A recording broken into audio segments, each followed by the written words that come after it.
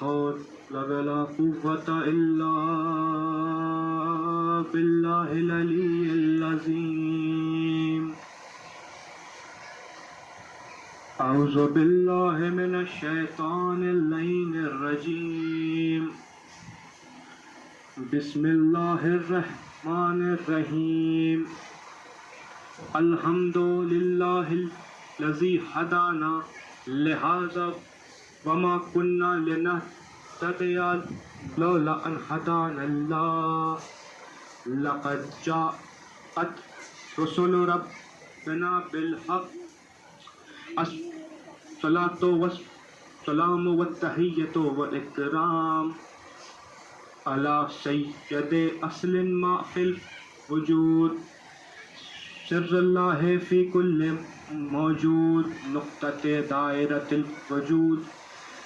صاحب لواء الحمد والمقام المحمود.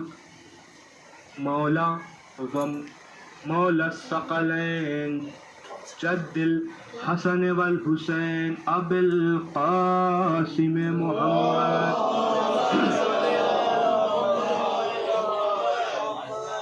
وعلى أهل بيت الطيبين الطاهرين المعصومين المظلومين المنتجبين المنتخبين الذين أذهب الله عنهم الرجس وطهرهم تطهيرا.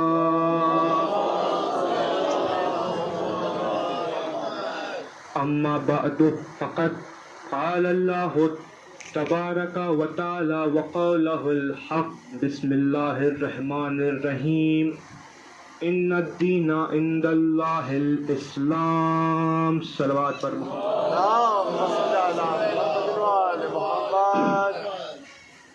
عزیزان محترم، سوگواران مظلوم کربلا، عزاداران سید الشہداء،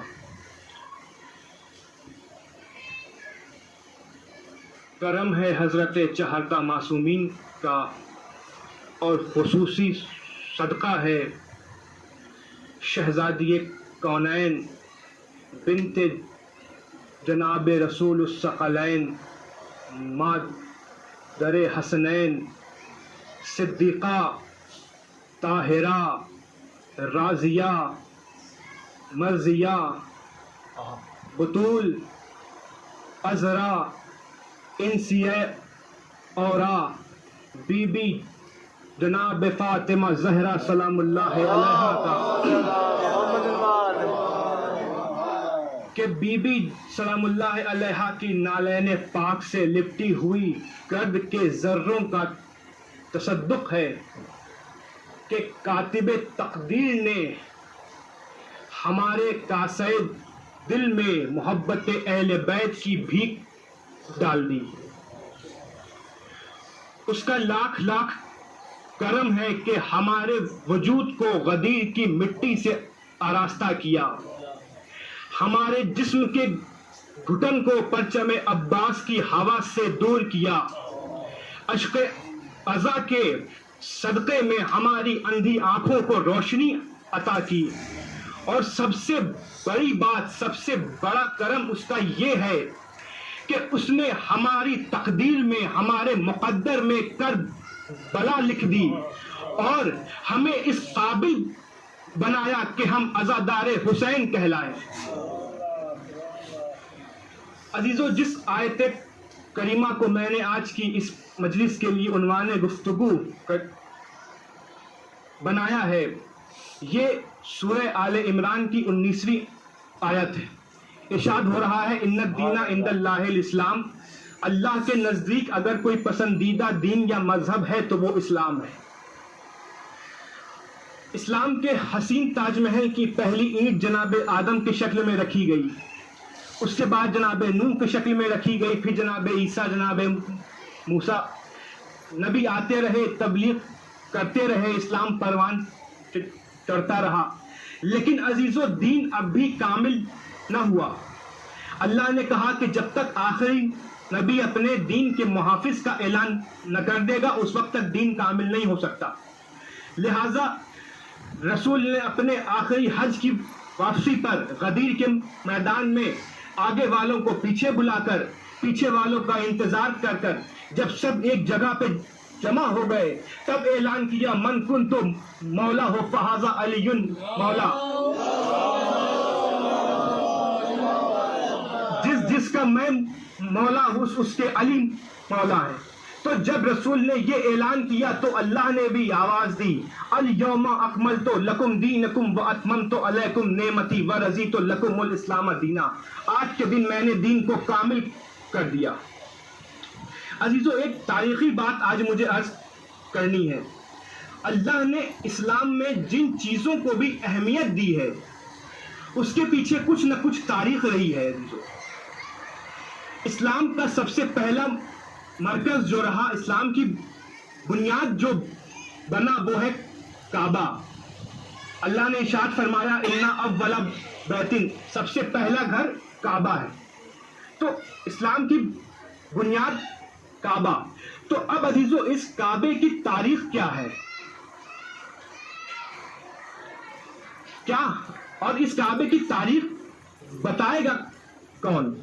کیا ہم بتائیں گے, کیا آپ بتائیں گے, کیا صحابہ بتائیں گے, کیا حاجی بتائیں گے کہ کعبے کی تاریخ کیا ہے؟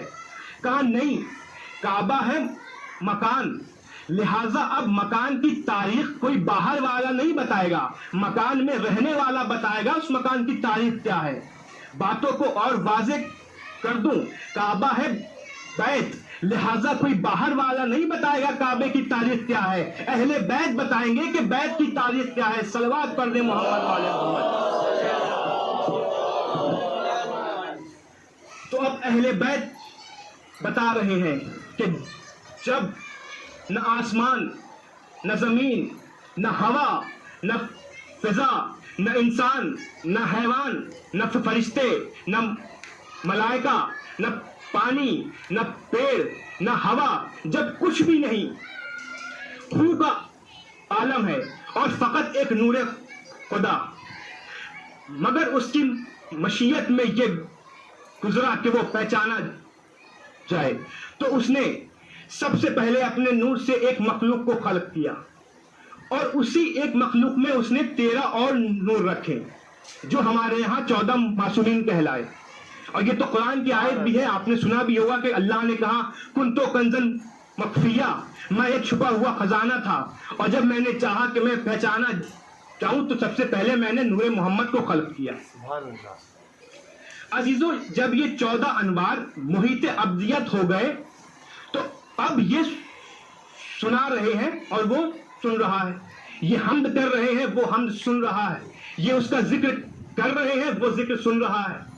لیکن عزیزو یہ سلسلہ کب تک چلا, کب تک انہوں نے سنایا, کب تک اس نے سنا, یہ کب تک کا بتانا اس لیے محال ہے کہ اگر وقت ہوتا تو بتایا جاتا, گھڑیاں ہوتی تو بتائی جاتی, لمحہ ہوتا تو بتایا جاتا, لیکن ابھی تو نہ وقت ہے نہ گھڑیاں ہیں, فقط ایک نور خدا ہے اور یہ ان کے 14 انوار ہیں.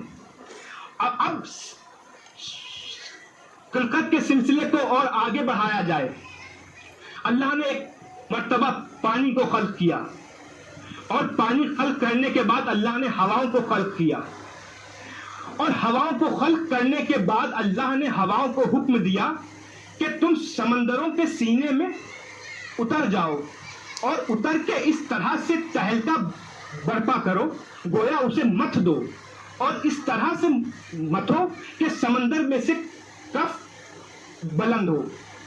چنانچہ ہواؤں نے ایسا ہی کیا, ہوائیں سمندروں کے سینے میں اتری, سمندروں کے سینوں میں تہلکا برپا کیا اور اس طرح سے متحرک کیا, اس طرح سے متحرک کیا کہ سمندروں کے سینے سے کف بلند ہوئے اور جب وہ کف بلند ہوئے تو اس کف میں سے ابخارات ابھرے اور جب یہ ابخارات ابھرے تو اللہ نے ان ابخارات کی 7 چادریں بنائی اور انہی 7 چادروں کو اللہ نے 7 آسمان بنایا.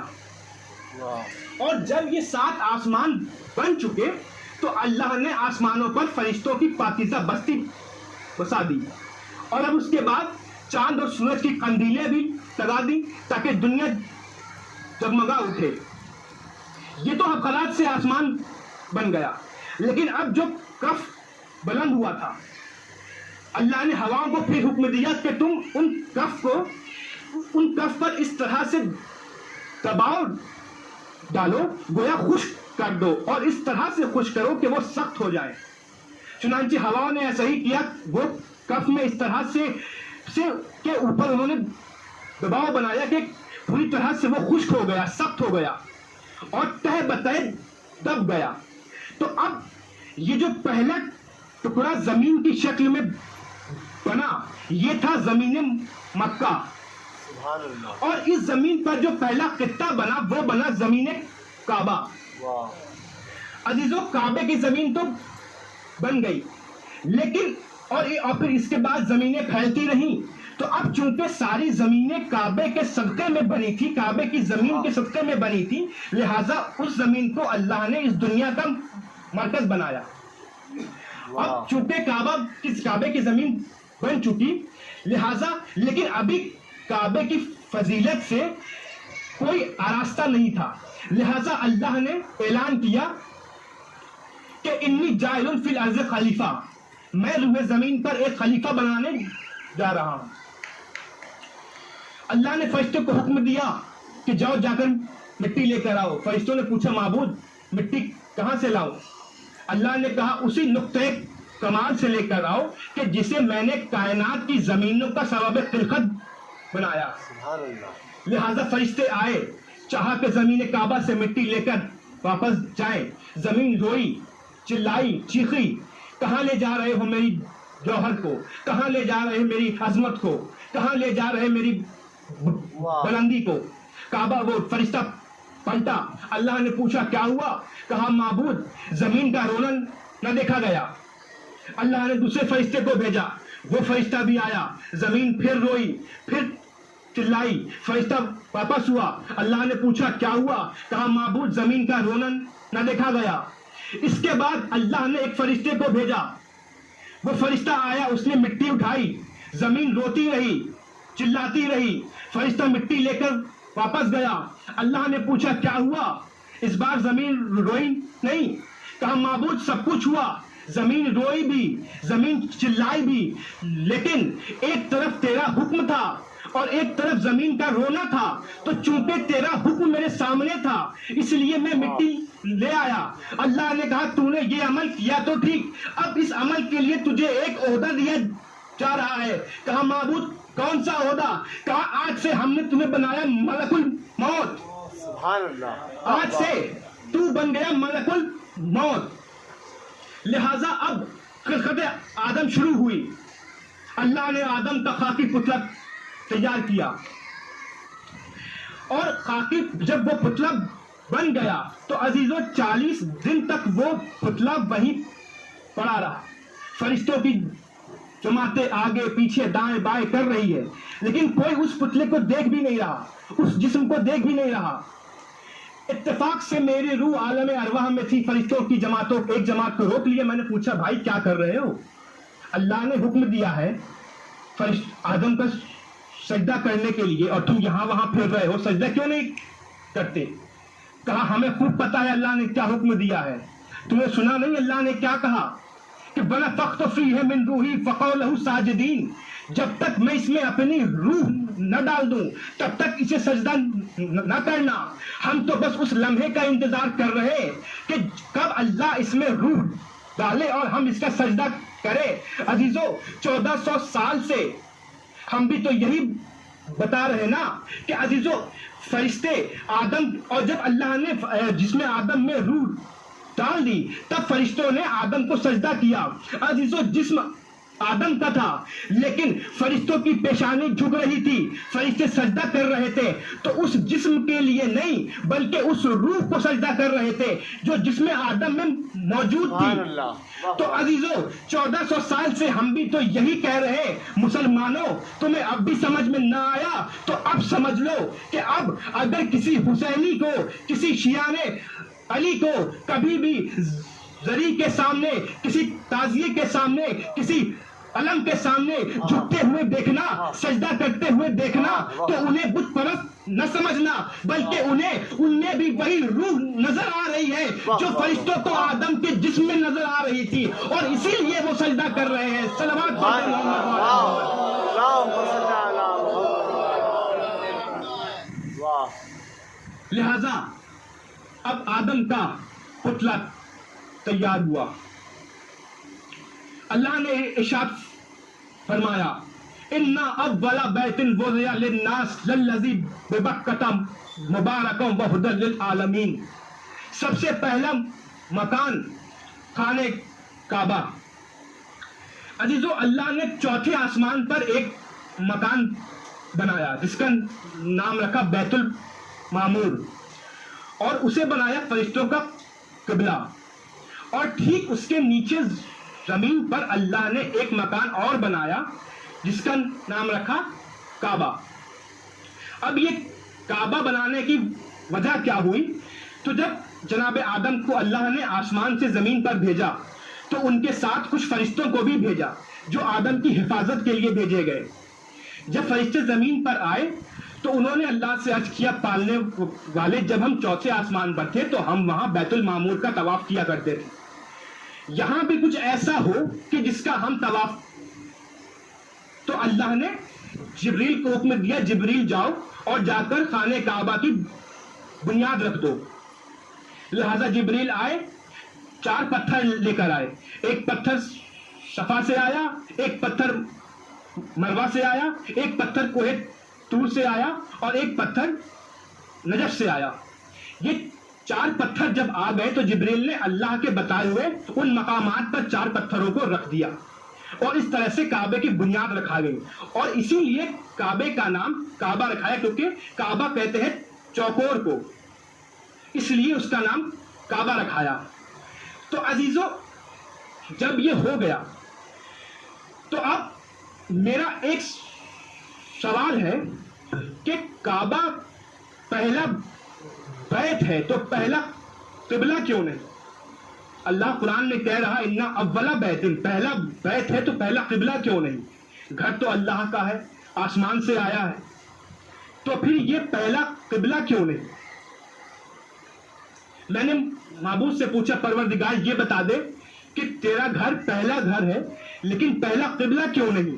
ادب نہیں، مشیت آواز دے نادان، تو نے دیکھا نہیں جب میں نے آدم کا جسم بنا لیا تو اس وقت تک سجدہ کرنے کو نہیں کہا جب تک میں نے اس میں اپنی روح نہ ڈال دی ہو. جب تک آدم میں روح نہ آ گئی اس وقت تک آدم لا کے سجدہ نہیں ہوئے تھے. ابھی کعبہ فقط جسم ہے، روح نہیں آئی ہے. ابھی جب تک اس میں روح نہیں آ جاتی تب تک کعبہ لا کے سجدہ نہیں ہوگا.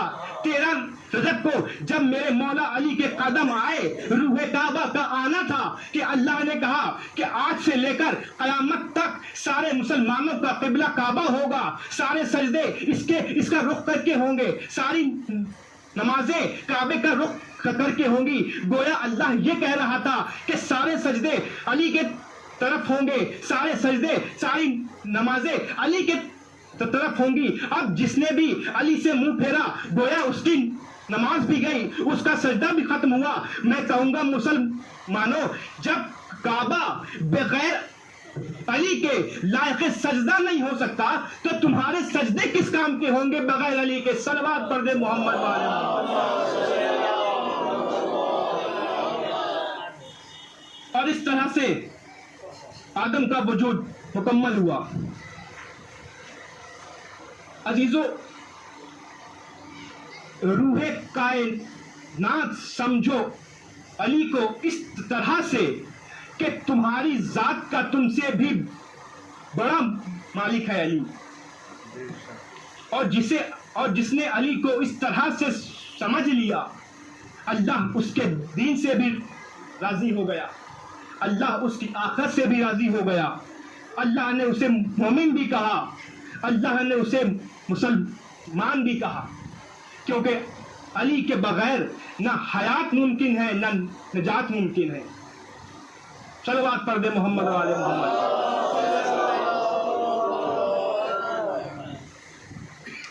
بس عزیزوں، میں نے ختم کیا. افق پہ محرم کا چاند نمودار ہو گیا. زہرا کا لال کربلا پہنچنے والا ہے عزیزوں. اجڑ گیا بطول کا گھر، ویران ہو گیا مدینہ. جس آقا کے لیے ہم نے 1 سال انتظار کیا وہ اب ہمارا مہمان ہو گیا. بس ارباب ازا، یہ جو آنسو ہم بہاتے ہیں، یہ جو گریہ ہم کرتے ہیں عزیزوں، اس کی عظمت کیا ہوگی عزیزوں کہ جنہیں رومال زہرا میں جگہ ملتی ہے. عزیزوں سنیں گے، ایک روایت ملتی ہے کہ ایک ذاکر تھا جو مولا حسین کی مجلسیں پڑھا کرتا تھا، اور ہر مجلس کے بعد وہ اتنا روتا تھا اور رو کر بس ایک ہی فریاد کرتا تھا، آقا حسین بس ایک مرتبہ کربلا کی زیارت کرا دیجیے. اے مولا دل بہت چاہتا ہے کہ بس ایک بار کربلا دیکھ لوں، آپ کے روضے کا دیدار کر لوں. مولا نہ جانے کیا تڑپ تھی اس کی دعا میں کہ آقا نے اسے کربلا بلا لیا. اب ذاکر زائر حسین بن چکا تھا. روضے حسین پر آیا اور آ کر اس نے روضے حسین کی جالی کو پکڑ کر خوب رویا، خوب ماتم کیا اور کہنے لگا، آقا آج تک میں صرف سنتا تھا اور پڑھتا تھا کہ گرم ریتی پر آپ کا گلا کاٹا گیا. آقا آج میں اسی سرزمین پہ کھڑا ہوں. آقا میں صرف سنتا تھا کہ گنج شہیدہ میں سارے شہیدوں کے لاشیں ہیں. آقا آج زیارت کر رہا ہوں. اے آقا آپ کا بہت بہت شکریہ. آقا میں مانتا ہوں کہ میں مجبور تھا، مگر تم تو مجبور نہ تھے مولا. تم نے مجھے اپنے روضے کی زیارت کرا لی. آقا اپنے اکبر کا پرسہ قبول کر لو، آقا اپنے عباس کا پرسہ قبول کرو. اور عزیزوں روتے روتے ایک مرتبہ اس کے دماغ میں خیال آیا اور رو کر کہنے لگا، آقا جب تم اتنے کریم ہو، تم مجھے کربلا بلا سکتے ہو، تو آقا ایک مرتبہ اپنی صورت بھی تو دکھا سکتے ہو نا. اور وہ یہ کہہ کر رونے لگا اور کہنے لگا، آقا ایسے نہ صحیح خواب میں ہی آ جاؤ آقا کبھی. نہ جانے کس طرف سے اس نے یہ فریاد کیا کہ اس پر نیند غالب ہوئی اور وہ سو گیا. خواب میں دیکھا کہ آقا کی سواری آئی ہے اور کہہ رہے، اے زائر تیری بڑی تمنا تھی نا کہ تو حسین کی زیارت کرے، لے دیکھ تیرا آقا آ گیا. وہ زائر کہتا ہے کہ میں پاگل ہو گیا، میں بھاگتا ہوا آقا کے پاس پہنچا، ان کے قدموں سے لپٹ کر کہنے لگا، آقا اے آقا ابھی میں فریاد کر ہی رہا تھا کہ وہ کہتا ہے کہ میں نے دیکھا کہ ایک مرتبہ حسین نے آہ سرد بھری، اور اب جو آہ سرد کا بھرنا تھا میں نے دیکھا کہ آقا کے سارے زخم کھل گئے، سارے زخم آقا کے تازہ ہو گئے. میں نے پوچھا، آقا کیا کوئی مجھ سے گناہ ہو گیا؟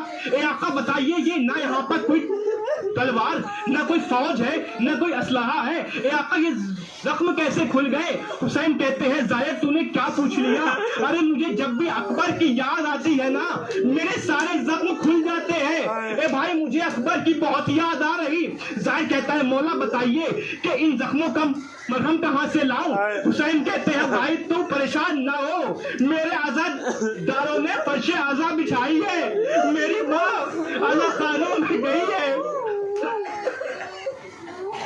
وہاں سے آزاد داروں کے آنسو لے کر آئے گی وہ، اور ان آنسوؤں کو جب میرے مرہموں پر لگائے گی تو میرے زخم ٹھیک ہو جائیں گے.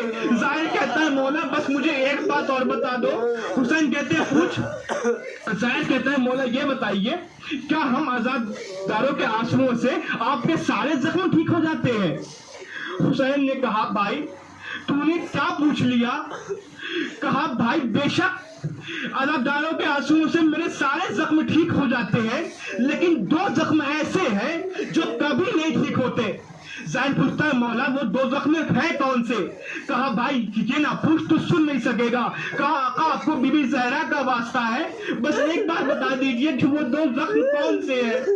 حسین کہتے ہیں، بھائی تو سننا چاہتا ہے تو سن. پہلا زخم تو وہ یوں تو سارے زخم حسین نے اپنے سینے پر لیے، لیکن 2 زخم ایسے تھے جو حسین کو دل پر لگے تھے۔ بھائی پہلا زخم تو وہ تھا جب 32 سال کا بھائی عباس گھوڑے سے زمین پر گرا، لیکن اس عالم میں گرا کہ دونوں شانے قلم ہو چکے تھے۔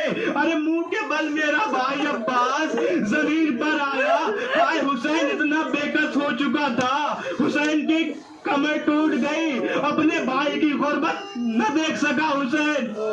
کہا آقا دوسرا زخم کون سا؟